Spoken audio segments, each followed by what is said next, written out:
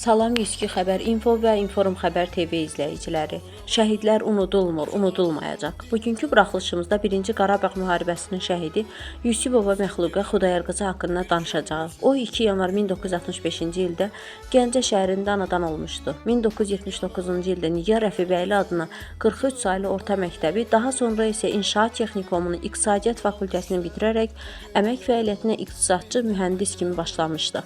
1986-cı ildə ailə həyatı quran Məxluqə xanımın 2 qız övladı dünyaya gəlmişdi. Lakin ömrü faciəli şəkildə yarımçıq qaldı.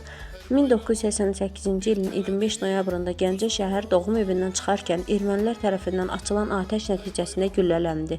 Gəncə şəhər 3 saylı xəstəxanasına yerləşdirilsə də həyatını xilas etmək mümkün olmadı. O zaman Məxluqə xanımın qucağında cəmi 17 günlük körpəsi var idi.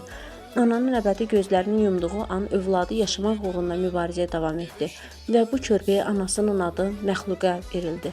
Azərbaycan Respublikasının Nazirlər Kabinetinin qərarına əsasən Yusubova Məxluqə Xudayar-qızı şəhid elan edilmiş və Gəncə şəhər Şəhidlər Xiyabanında dəfn olunmuşdu.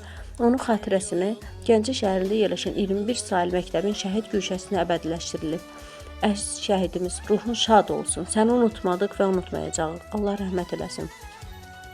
Məlumat üçün bildiririk ki, Məxluqə Xudayar-qızı Yusubova 102 Xəbər Info və Inform Xəbər TV rəhbəri Azər Xudayaroğlu Kazımovun bacısıdır.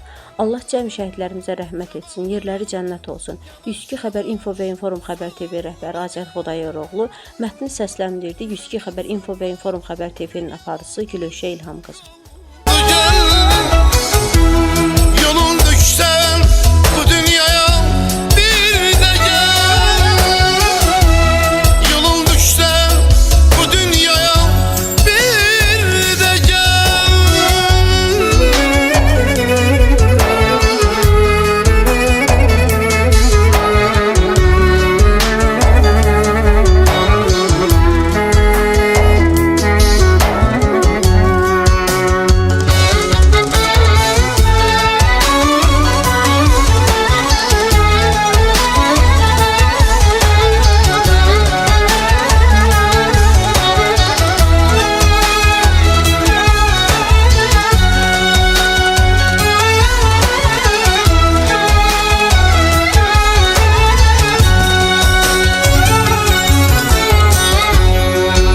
çöküb yollarımı görmürəm.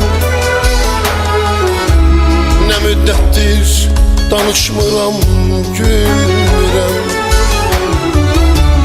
Getdiyin yer hər necədir bilmirəm. Yolun düşsə bu dünyaya bir də gəl. Səndən sonra dünya necə dar oldu.